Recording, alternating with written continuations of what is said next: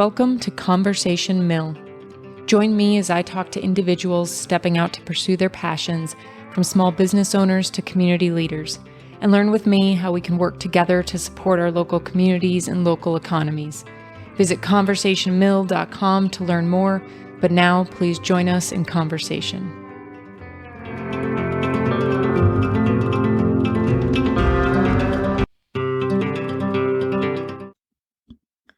Calling all history buffs, lovers of spirits and liqueurs, believers in sustainability, this is the episode for you. Vicario Micro Distillery and Farm, owned and operated by Renato Vicario and Janette Wesley, bring together the flavors of history alongside sustainable growing techniques. Like their liqueurs, Renato and Jan are a perfect blend that create a memorable experience. Whether you are on site for a tasting or in conversation like we are with them today. If you are in the upstate or visiting the upstate of South Carolina, I highly recommend you add a tour of their distillery to your agenda. Join us now in conversation. On the first page of the tasting book that you hand out when you do tastings, it says the primary mission is to offer an outstanding tasting experience, something your great-grandmother would have been proud of. Can you tell us about your great-grandmother and your grandmother and what it was like learning in the kitchen of your childhood home from them? Well, it was kind of going back into it. It was kind of magical because great-grandmother was the chef. Grandmother, she was the chemist. So she prepared all of the syrups for my father's business.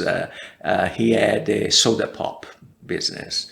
So he prepared all of that. So I learned from both sides. I learned how to use the garden, therefore the herbs, and how to compose them in order to obtain the taste that I wanted. So the combination of the mother and the daughter were really incredible. Oh, that is incredible. So what age did you start cooking with them? Well, I was always there helping as far as I remember. And I started making with my grandmother. She really started teaching me how to make liqueurs about 70 years ago, actually. Wow. So I was 6 years old, and here is this little toddler, with the grandmother there, trying to tell him what type of differences in the taste I wanted to obtain and so on. And we were making a nocino for the first time, a walnut liqueur. She was from the region that is famous actually for the nocino. So it became one of the classics at home. And when we had guests, we always had something. And actually it was tradition to have wine during the meal, of course, and to have an after lunch or after dinner drink. So. And where was your hometown and what region of Italy is it? At the time in Piedmont, on Lake Maggiore, small town called Baveno, which is actually famous for the pink granite. The Watergate building in Washington, D.C. was built with the granite from there, actually. Okay. The Cathedral of Brasilia was built with the granite from there. So it is a famous granite. Yeah. You wrote the book on liqueurs. Literally, you wrote Correct. A book on the history and the art of creating liqueurs. What fascinates you about that history? The history itself, how far back it goes, because basically it goes back to technically the beginning of time, the beginning of society, especially after the Second Crescent. That's when you have really the conglomeration of all of the different the few ethnic varieties that there were there, congregating in one point of the world where it was easier to sustain yourself. And that really gave rise to civilizations and to basically tending the soil. So that marks the point of depart from being nomads to being stable residents somewhere. So that is the beginning of society, as you want to call it. And were liqueurs then at the first creation of liqueurs, were they being used as more medicinal digestives, or were they being used as a social drink? All of those, all of the above, actually. There is not really a specific text that would tell you that far back exactly how it happened. But probably it's hazardous, as in most cases, Nature probably gave a little help. One of the first liqueurs probably was a mead, because honey was available. Obviously, the bees were there, and the only thing that you need to create the mead is to have enough water to water down basically the honey. The honey dissolved in water will start fermenting, and that will create the mead. Now, the real changer there is the fact that men tasted it, and someone was willing to see, oh, what's this? And let's taste it, Then the second other thing was most of the water was not drinkable, obviously. Right. And was tainted one way or the other. And therefore, you really needed something to clean the water. And basically, the fermentation that happened there was used, especially when you have the beginning of the production of wheat. The old wheats, obviously, but cultivation starts when the beginning of the society starts. The moment that you have cultivation, you have congregation of people, and therefore preparation of liquids that would better serve the thirst of the population without impairing them. And then you get into the traditions, like, for instance, going back to the mead, why do we call a honeymoon a honeymoon? A honeymoon, it's called specifically going back to those times because everybody participated in the creation of mead. When someone got married, they had a 1 month leave, 1 moon, to go out and basically not having to work. Okay, because procreation of the species was more imperative, obviously. And that created the honeymoon. So it was in the moon, you didn't create the honey because you were busy trying to impregnate your wife in order to continue the family. Yeah, it's there, it's true. So that is basically all of those little fragments that come up from Hammurabi's codes, so Mesopotamia, some of the Egyptian codexes, basically, even though codexes really is a term that it's used more for the Central America, so for the Aztec type. Technically speaking, they are codexes. A codex, it's only a way of making things, a way of living, a way of doing things, okay? So they actually, from the Book of the Dead to the Book of the Living, which is basically all of dedicated to Thoth, so the god of medicine, and medicine was very important, obviously. Yeah, and that's one thing that I learned on the tour about the digestive properties of liqueurs. And that's why I was kind of asking about, were these used traditionally more in medicine versus maybe for entertainment? But did those two things kind of blend, like the medicinal and the entertainment purpose? Liqueurs started as a medicine. The entertainment was more the beer and the wine. Those were the social drinks. Beer especially, that was part really of the pay of people. So even when they were building the pyramids, everybody thinks that it was slaves that built the pyramids. No, it wasn't. Historically, we know that it was people that dedicated a period of time of the year to the pharaoh because he was the representation of Ra, the sun god, and therefore it was like praying. It was like giving a donation to a church, exactly the same thing. But it was codified in the sense that once they decided to do that, they were paid X amount of gallons of beer per day. So beer was at the time not what we consider beer today. It was a food as well, and therefore was really very much part of that. Medicines, instead, has always been with the herbs, especially there has always been a search for the bitterness of the herbs. So you can imagine as well, going back into time, how many thousands of people probably died to discover that something was poisonous or not poisonous. We don't know who they were, but they existed. And the tradition was always in the hand of the women. And the reason was because they were hunters, which was mostly the men, and the gatherers, that was mostly the women. And then sometimes it got blurred in between, so both of them could participate. But what were the household chores at the time? The preparation of milk in order to make cheese. That was for the women. Yeah. And in effect, cheese, for instance, is dedicated to Isis, or what you would call Aphrodite, Venus, whatever it is, so to a goddess, because it's specifically for women.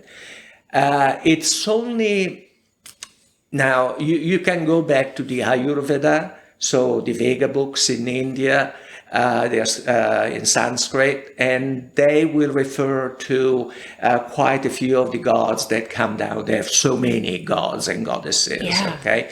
But Tulsi, for instance, Tulsi is the basil, okay? And so that is part of the tradition for getting married, because it's an aphrodisiac. Technically speaking, the smell of it is. So everything was related to procreation, even there. Then you continue into what is today Iran, so the section of Mesopotamia and so on. So quite a lot of the first mixtures were made there.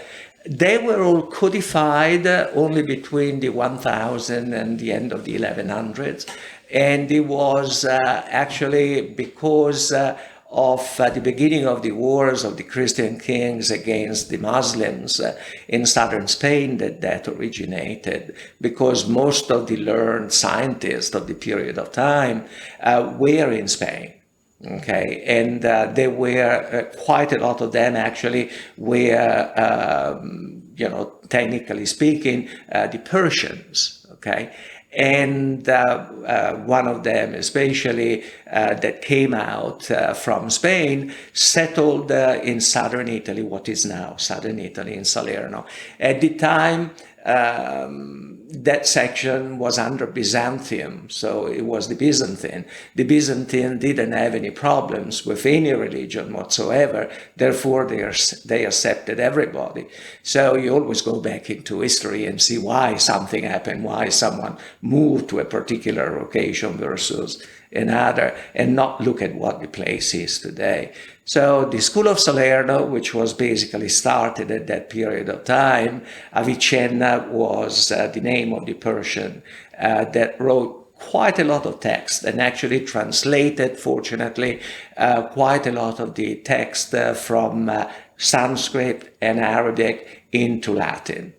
And Latin I can read without any problem. So that's why it was easy to find a lot of the things after that period of time.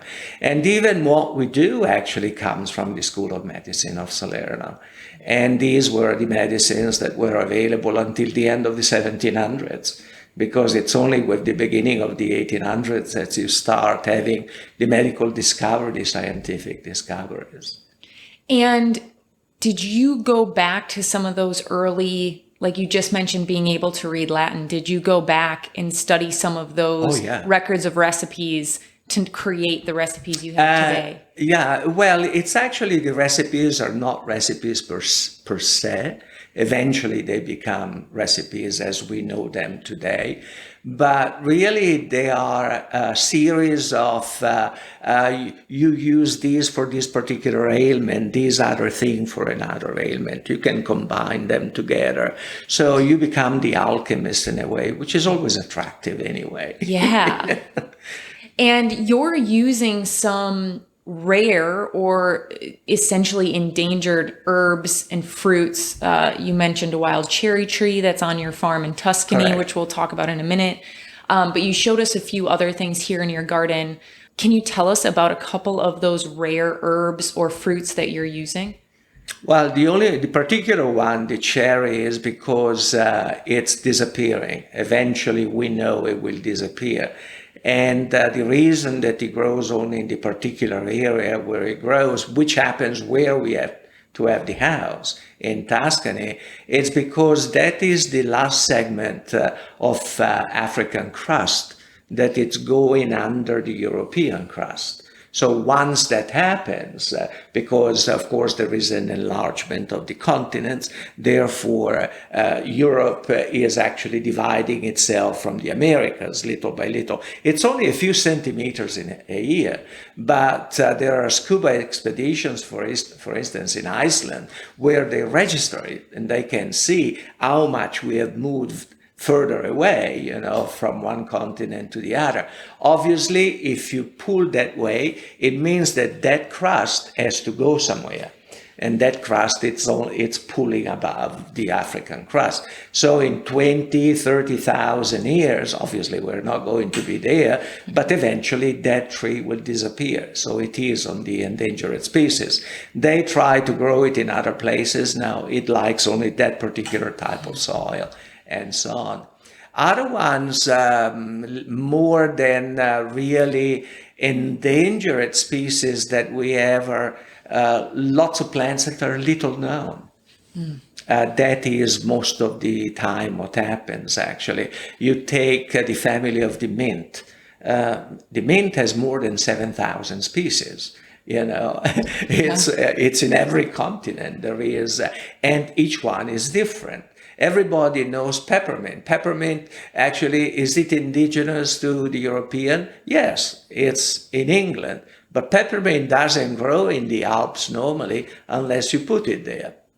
So someone had taken the peppermint from England to put back in the Alps. And there it started, of course, different climate, different section of the Alps, different soil, and it started having a variation. Or you take what we call the Roman mint. It's fantastic because that grows along the creeks and it has a powerful, incredible smell. But the Roman mint goes well with meat only. You wouldn't use it in a tea, for instance, but for cooking meat is fantastic. Yeah. So fascinating. And here on your farm in Greer, South Carolina, and in Tuscany, you're growing in a sustainable way without pesticides, without chemicals. Correct. Why was that so important to you? First of all, because you're not changing the taste of the vegetable.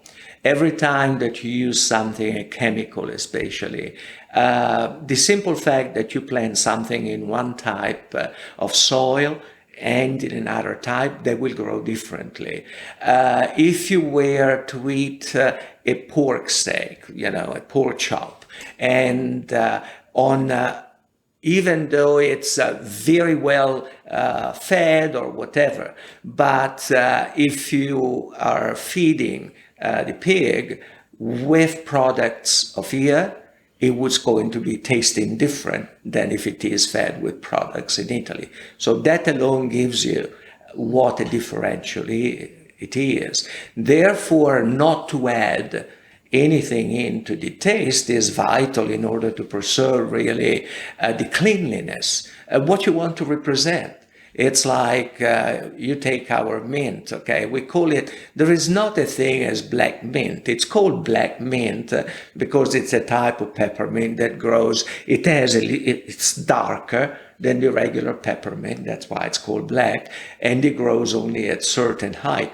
It's just the structure of it that is so powerful that it doesn't have you take another peppermint and one doesn't taste of anything nearly in comparison to the other. Mm-hmm. So you don't want to change that level of perception. And therefore, if you spray, you would. That's one of the reasons that, especially where we are, would be very difficult to make good wine. because in order to grow the Vitis vinifera, the real vine for grapes, you would have to cover it in so many products in order to stop fungicide, especially, which are basically, first of all, detrimental to your health. And they get absorbed by the fruit, the vegetable, and therefore, especially when you're using a solvent like alcohol, the solvent will take out everything. It will take out the bad along with the good. Mm-hmm. Therefore, you cannot do that. What natural things are you doing to prevent pest infestation? Well, this one, I would have to refer to her because she has the green thumb. But basically, you're using companion planting and studying really the soil. We also use, we plant companion plants, which basically are plants that help the other plant in one way or another. They will attract beneficial insects. So we plant a lot of native plants. For example, there's a native coreopsis that's all along the pathway in front of the French tarragon, the cardoons, the lemon verbena. And that will attract a native wasp. It's a small wasp that eats a lot of the aphids. We also put up ladybug houses. Those also eat aphids. And various other flowering plants that are native here that still attract things that eat insects. So we do that. And then there are times when a plant will get devoured by some little bug, and we're okay with that. Mm-hmm. We just we cut it off. Price you pay. We let it go, and no problem. So we won't use any kind of insecticides, and fungicides are very oily, and they will really get pulled into the maceration, into the extraction of that. They're saying normally in agriculture, they say, we will stop spraying 3 weeks or a month before picking the fruit. It doesn't matter. It's inside. Mm-hmm. It's already there. On the same theme of sustainability, the labels for your bottles are created by choosing an image from the painting by Bosch called The Garden of Earthly Delights. That painting was created between 1490 and 1510. The painting is a warning of what's to come if we keep treating the earth the way we're treating it. It's very clear connection, kind of what drew you to that painting, but was that a painting you already knew about? And so as soon as you started this, it connected. And can you tell us a little bit about that painting from both your perspectives and what it means to you? Well, I'm an artist by trade. I love art history. And so we did choose this painting. When Renato was writing his book on Italian liqueurs, I was the one who selected the artwork for the book. And this was one of the paintings that we selected for the book. And so I had previously really looked at it, really observed it. And when you observe it, it just has so many beautiful, almost futuristic, very modern images of people, animals, strange beings. And it was just really, it fit a lot with the mythology and the ideas of the liqueurs. So we chose that primarily because it does have this message of a warning that we had paradise, we're squandering it. Let's not scorch the earth. And so it does fit with that mission, but also because it's just so beautiful. Mm-hmm. It has so many fabulous little details that most people don't ever pay any attention to. And so when you put them on a label, people will actually look at a little piece of the art. It's in a different arrangement. We've recollaged different pieces, so they do become somewhat unique, but still all directly from that particular painting. Do you know what the artist communicated about that painting? I mean, besides just painting it, did he have any conversation around it? The time that it was painted, was there conversation about it? My guess and it's just a guess, as it was much more religious than a dire warning about the environment, because I don't think that they really thought about that back in the 1500s. The painter was Dutch, and the Dutch about that same time were involved in a reformation of Protestantism. And so therefore they went away from religious paintings like we think of, such as Jesus on the cross or various things, replications from biblical stories. And they went to, there was a lot of development of still life. The still life in the Dutch paintings was generally there to remind people that there's life and death, because every time that you would look at a still life, there's a little piece of fruit that had just started to rot. Correct. And there was also fly. a little bug generally flying around, whether it was a moth or a fly or whatever it was. But it was there to remind people that life is short, and to always keep that in mind. So beautiful.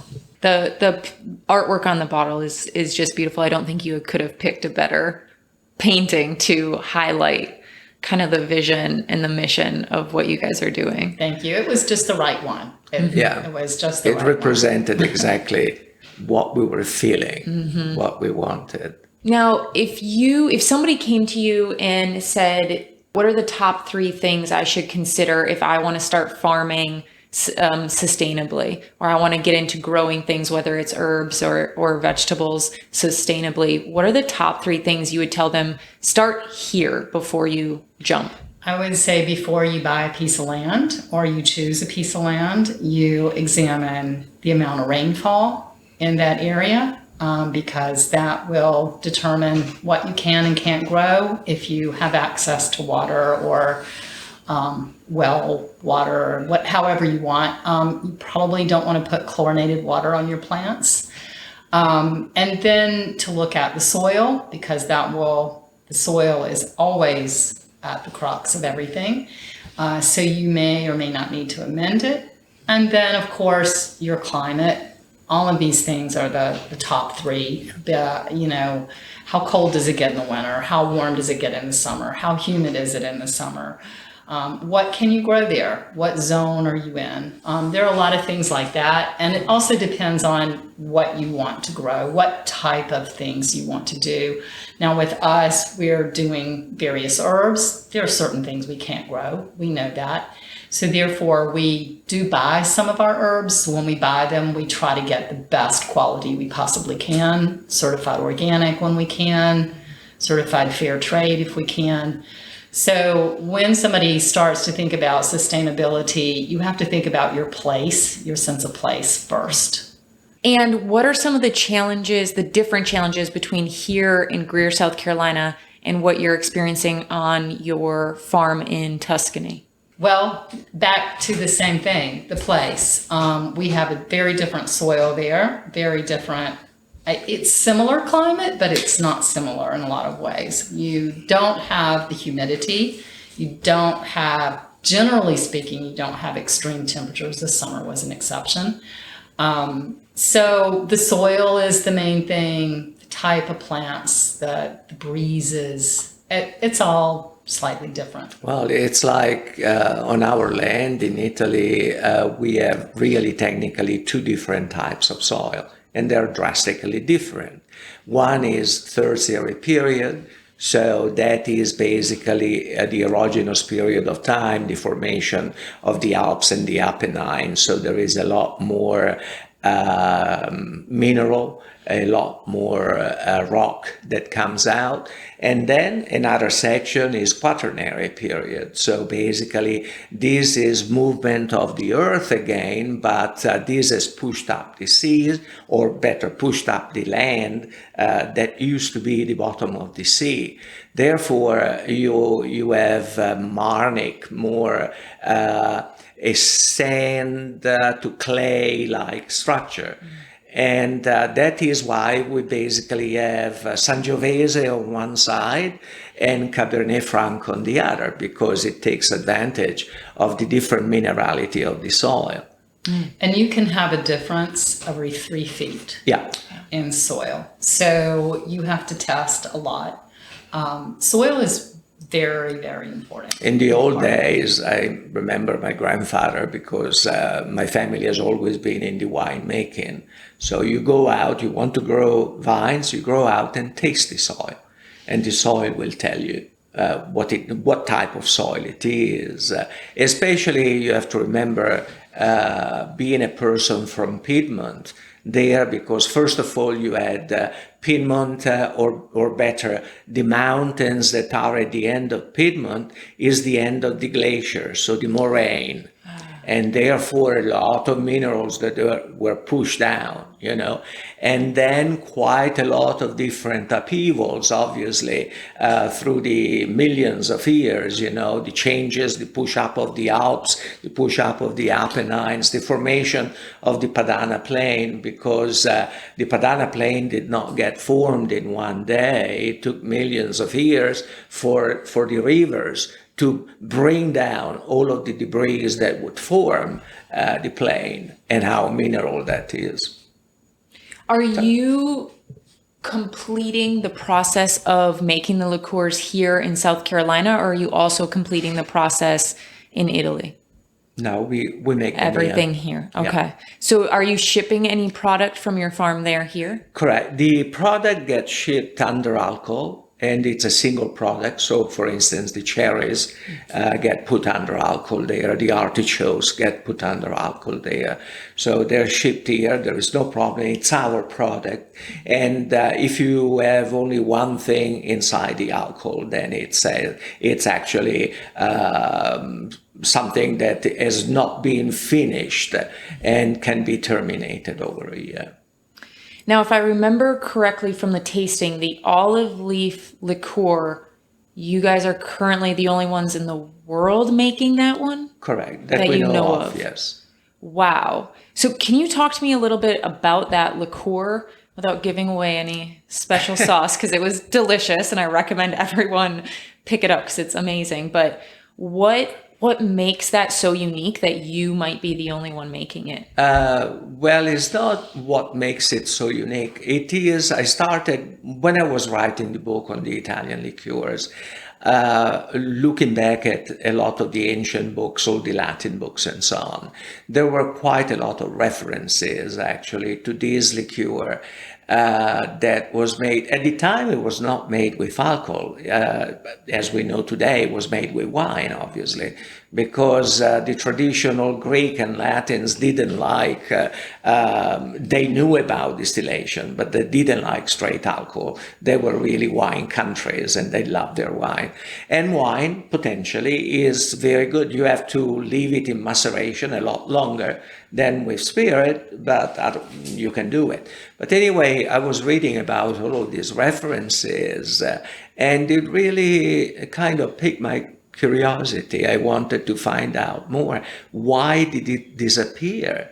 And basically, it disappeared with the end of the Roman Empire. We don't know why or whatever. Probably because of the advent of Christianism. Because this was a special liqueur that was produced and given to the pilgrims that went to the temple of Jupiter Apennine in the Apennine Mountains. So obviously, when you have the end of paganism, probably that was the crucial moment when that stops being visited, obviously, and therefore there is not any longer the continuation of that. So I tried to find as much information as possible, and I was able to piece together some elements, whatever they were talking, because sometimes they were writing, even though they were not preparing the liqueur per se, they were writing about what they had been told by pilgrims that went up there, or they used this, or they used that, etc. It's obvious that you have to think about what was produced at the time. You're thinking back at about at least 60 years before Christ, okay? So what was produced there? What was available? Was citrus fruit already available? You have those are all the questions that you have to ask yourself, and then you put together the recipe, and that's what I did. One of the things that, as our progress happened, we were just simply making liqueurs at home. And it got to the point, especially in Italy, where inviting friends over, everybody just looked forward to the end, even though the cooking was fabulous. I have to say, Renato's a great cook. But we made lots of different liqueurs at home. So we had a collection of many. I won't even a lot more dare than to what say we how make many. here. So the olive leaf started out as a homemade product. And many of the liqueurs all over Italy are that way. Their traditions have been passed down by the grandmothers or the grandfathers. Somebody in the household has been making a special recipe. And it's very possible that in some household there is an olive leaf liqueur because it was, a tradition. As far as we know, commercially, we don't know of any other, especially in the States, that is making an olive leaf liqueur. However, the old recipes, and this is one of the reasons why I encouraged Renato to write the book on Italian liqueurs. So many of these older people were dying out in the families, and along with them, these ideas for their traditional family liqueurs. So there was a small bar in Cortona where we used to go. They used to make some special liqueur that the grandmother made. We went in one day and they didn't have it anymore. And I said, "Oh, what happened to that wonderful liqueur you used to make?" "Oh, well, grandmother died and nobody else knows how to make it. She didn't write anything down. She just knew how to make it." So I told him at that point, I said, somebody needs to write this information down because one day the younger generation is going to come along and they're going to want to make these things that their great-grandmother or grandmother used to make a long time ago. And so he got busy writing the book, and that's kind of how the progress happened. After the book came the business. So Yeah. I think that's kind of what's really fascinating about what you guys are doing. It's multi-layered. So not only is it liqueurs from sustainably grown herbs and fruits, you have this history piece that kind of makes the whole experience, it just adds so much to it, especially like during the tasting, and you both know so much about the origins a lot of these items and the history behind it, what it was used for previously.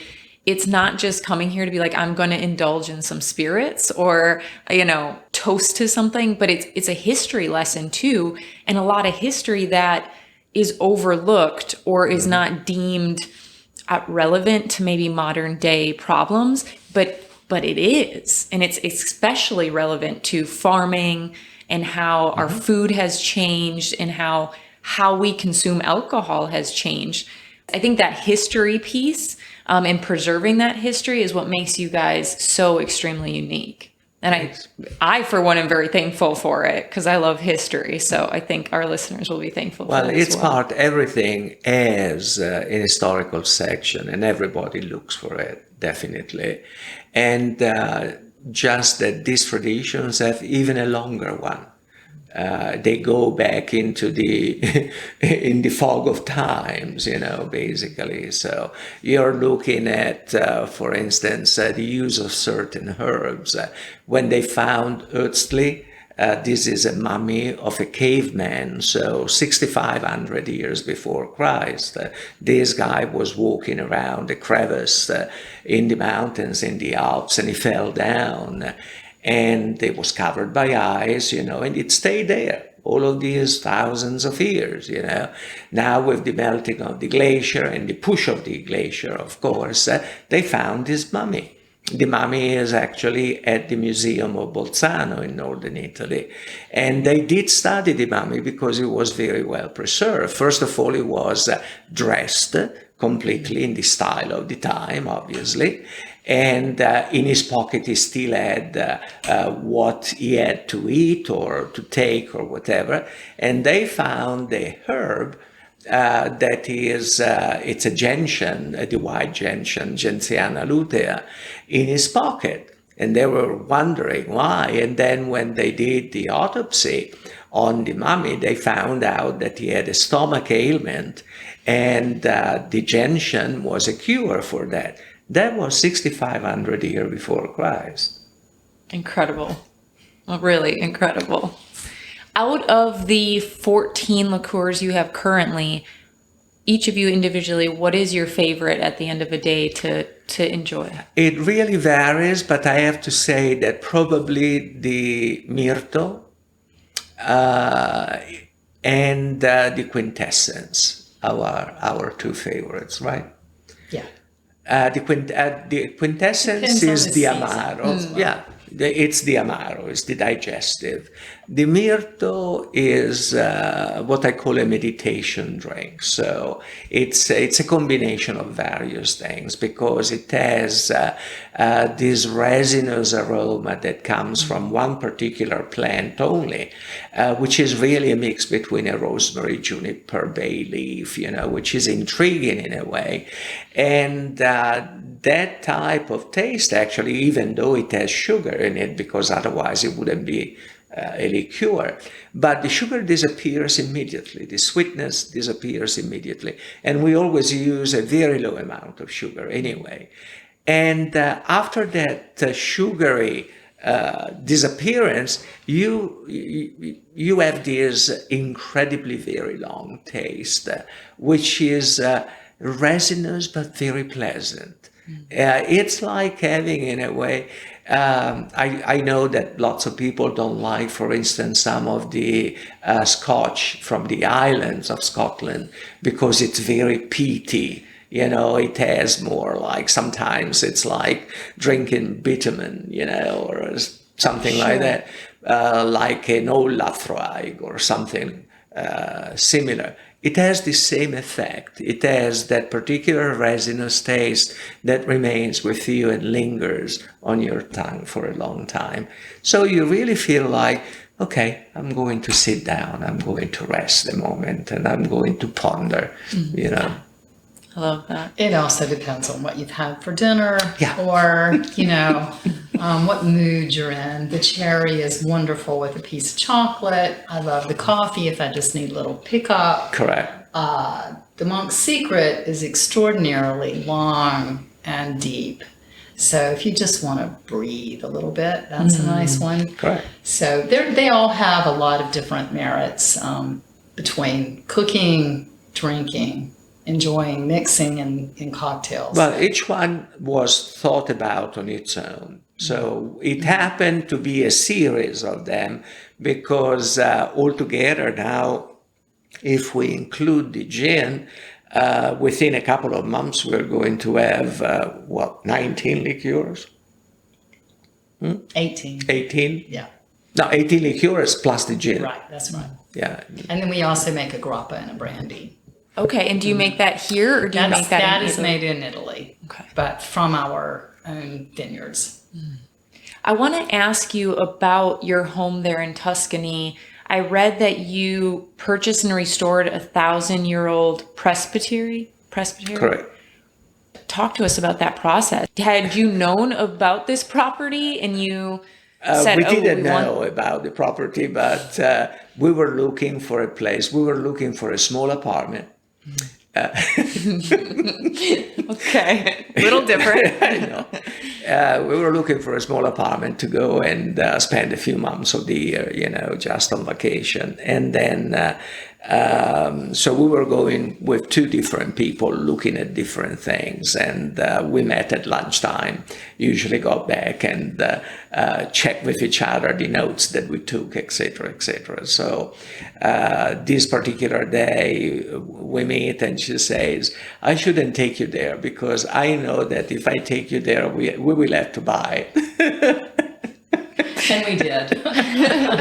It was just one of those things that speaks to you and says, you have to do this. It's like you arrive there and it's like you had the feeling of someone saying, finally, you made it here. And it's a home that is really extraordinary, but we don't feel like the owners. We just feel like we're The stewards. We're just a caretaker in this period of time because it's been there so long, and it's made it through a lot of history that we can't even possibly imagine. So, Well, the first church that was built there was built in 345. Wow. Okay, 345. So that was still during the persecutions of the Christians, okay? And dedicated to Santa Cristina, and she was one of the first Christians to be martyrized, basically. this has not been proven, but we are very suspicious that it was on our that's property. They have there lot of was a things local about it. priest that really had access to it. I was an historian, really, and he had access to a lot of the historical papers that are in the Curia. The Curia is where the Archbishop is. And therefore, they are not common property. It's not that they are in a regular library or whatever. And he had gone quite a few times to the Vatican as well, because the Vatican, of course, has an old repository of everything that happened, because at one time, the census books, technically, were not kept by the city, they were kept by the church, because you paid your taxes to the church. And therefore, once a year, you had someone from the church coming out, counting the heads, just like it happens now with the census, basically. Okay?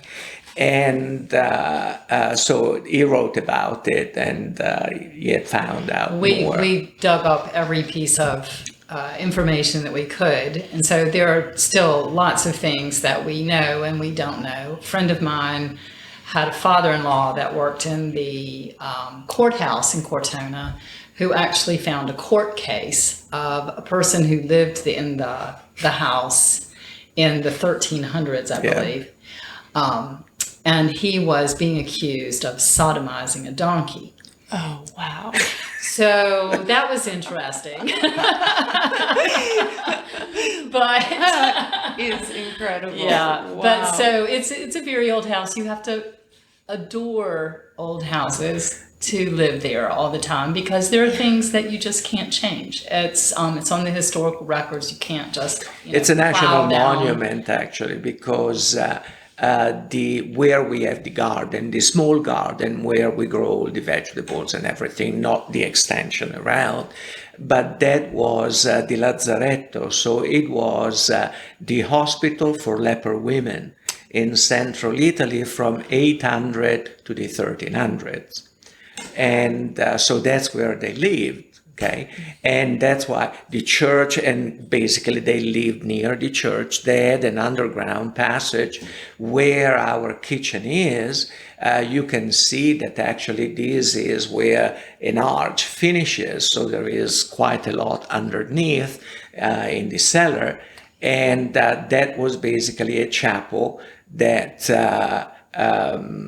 the leper women could come in without mixing with the rest of the people, could just attend Mass without mixing in. Sure. So it has a lot of beautiful properties, these big, huge chestnut beams, and of course it's all in stone, which does mean that if you go in the wintertime, the wind just kind of blows right Comes right through. Even though the walls are that size. you know, But it's a beautiful place. and then going around, it's like a different time of the day. One time I remember we were looking, because we had a small cemetery as well, but looking at the stone, say, oh, look at that stone. And you go a different angle with the light, say, oh, this is an Etruscan inscription.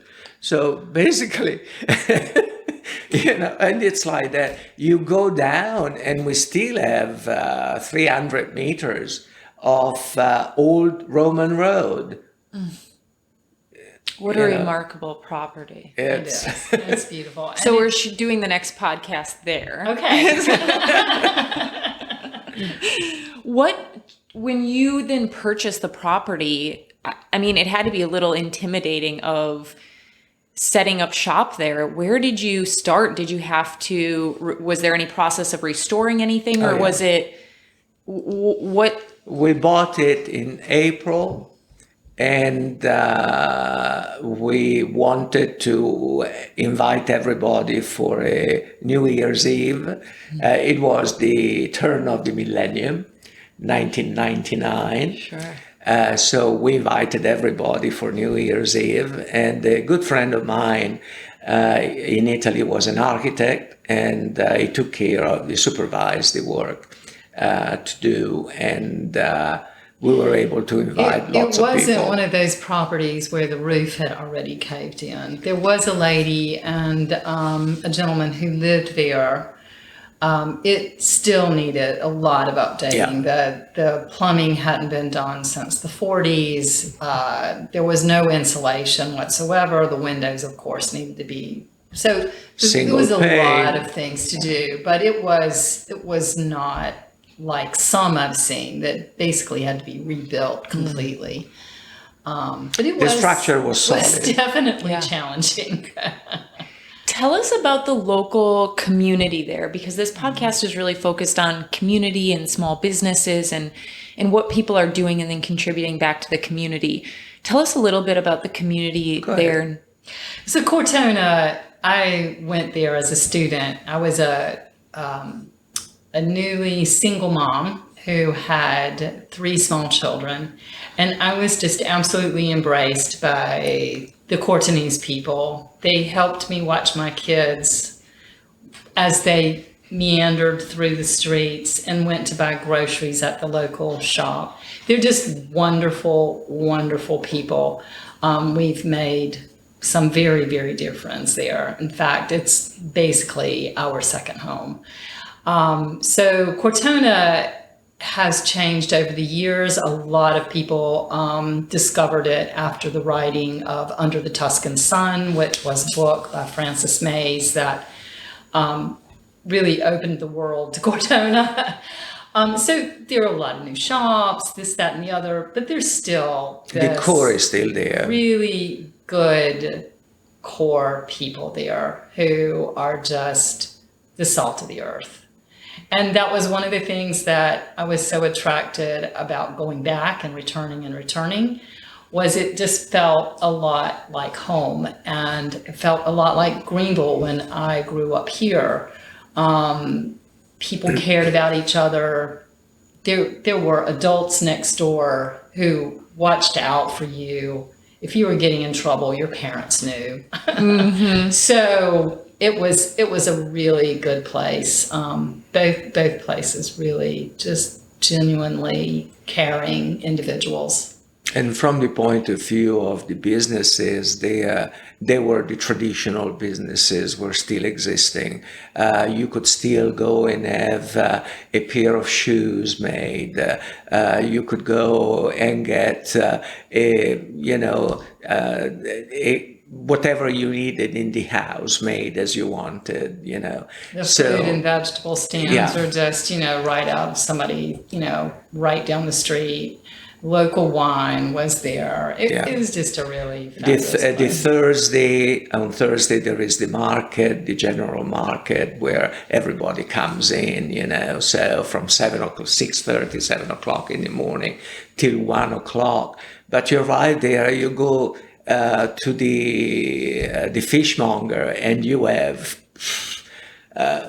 50 varieties of fish available fresh from the coast, because we are halfway exactly from both coasts, Right. So there is the guy that comes up from the area of Salerno with the fresh mozzarella. It takes 3 hours to drive from there. So they leave at 4 o'clock in the morning, right after the first mozzarella is made.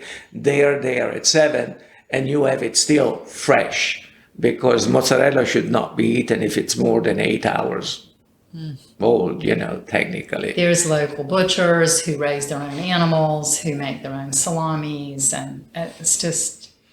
you want to have pasta, there is Lorena just down the road, small place, but she makes all the pasta that you want, all the different types.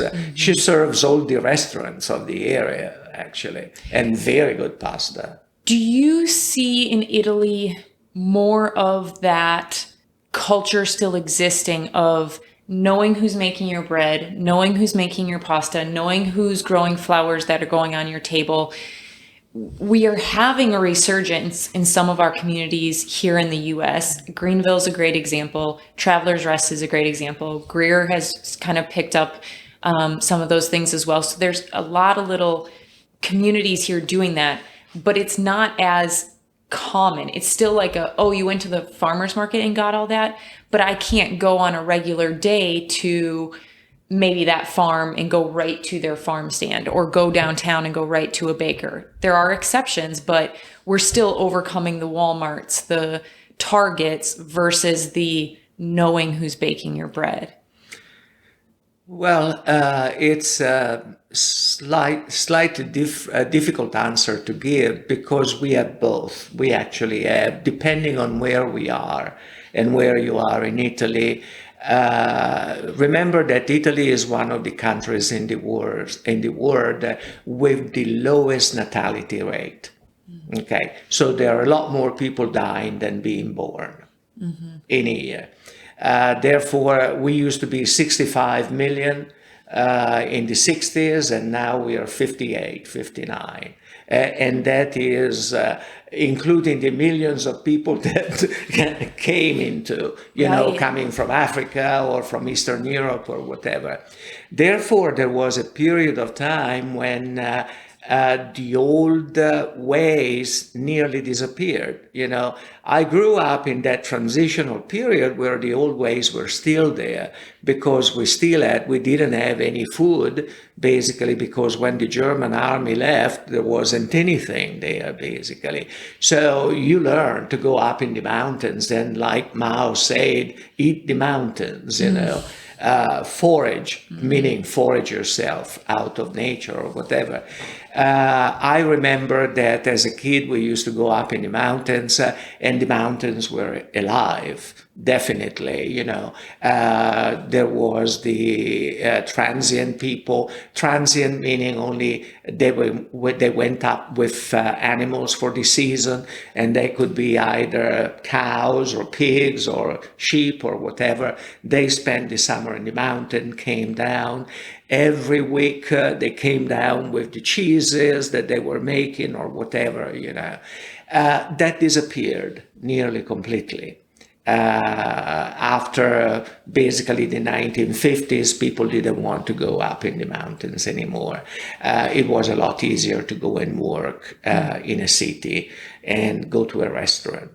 And now instead there is a coming back of that, the younger generation. And we noticed it actually when we were doing quite a lot of speaking about the book at various locations, from museums to universities, that actually you had that big gap.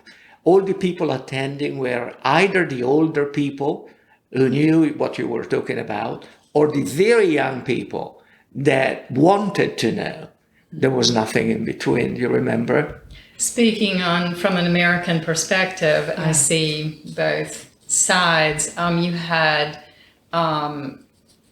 these small bread shops, pasta shops. A lot of that still remains very, very intact in small towns. And the one thing that I notice about most Italians is they care more about taste than they care necessarily about price. Now, price is also very important, but if they can get a fresh made piece of bread at the local baker, they'll take their time and go there and get it, rather than just trying to go through the grocery store, pick up everything you need and get out.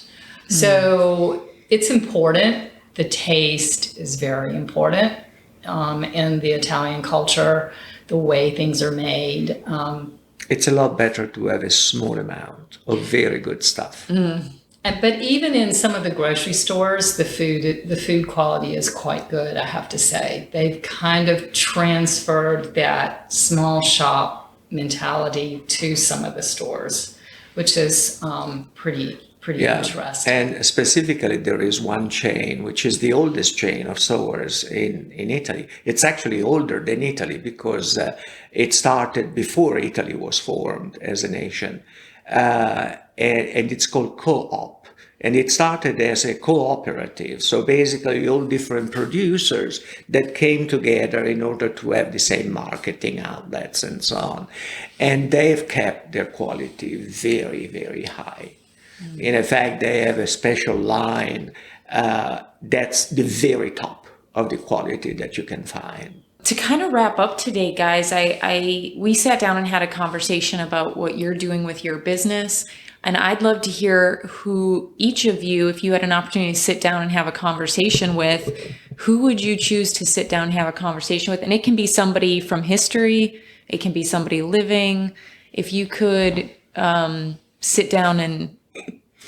It's an interesting question, incredibly difficult. Very because difficult. It really depends it depends on the mood of the day, what you had for lunch or dinner. It could be anybody. It really is depending on what it is. There are some days that I wish I was able to speak to Avicenna, for instance, to talk about for the liqueurs. There are some other days that I wish I could speak more to my grandmother, because I wanted to know even more, where she came from or whatever. I would probably second that. I would probably go back to some of my ancestors, especially some of those who actually came from Europe to the United States, and ask, what was it like? What compelled you to pack up everything you had, if it was much, and get on a boat and go to a faraway place where you would never see any of your family again? I would really like to have a conversation with those people, and because I can't imagine how extraordinary their story must be. Was there anything that we didn't touch on today that you would like our listeners to know about yourselves, your brand, what you're doing? We'd just like to invite you to come and visit us. If you would like to actually taste some things, we would learn more from the source. Yeah. I would highly encourage our listeners to do that too, because it was just such a joy coming here and doing the tour and tasting. I mean, I've been bragging about it to all my friends that I run into. So I'll hopefully send some people your way. Thank you guys so much for taking the time to do this. You can learn more about Vicario.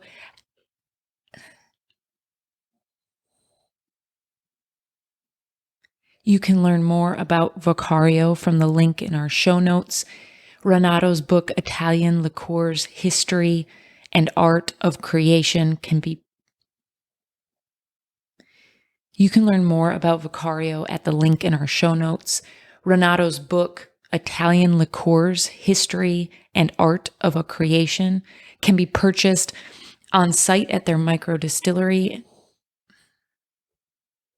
Renato's book, Italian Liqueurs, History and Art of a Creation, can be purchased on site at their microdistillery and farm, or through M.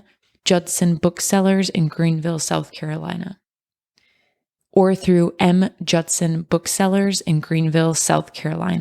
Thank you again to Renato and Jan for joining us in conversation today. Friends of the podcast, thank you for listening in to another community conversation. Conversation Mill podcast is growing quickly and booking guests from all around the country. To continue to expand on our conversations, we need your help. Please like, comment, or subscribe wherever you listen to podcasts. This extends our reach to new listeners, which increases our ability to visit and invite guests you want to hear from. You can also support the podcast by becoming a member of Conversation Mill on Substack at conversationmill.substack.com. For only $5 a month, you will get exclusive content from our episodes, access to member-only episodes, not to mention the essays and other media uploaded weekly. And as always, Thank you for listening to Conversation Mill and being a part of our community. Don't forget to follow Conversation Mill on Instagram for episode previews and join Conversation Mill at conversationmill.substack.com for additional chats with our guests, entrepreneurship tips, leadership training, and member-only content. And as always, thank you for listening to Conversation Mill and being part of our community.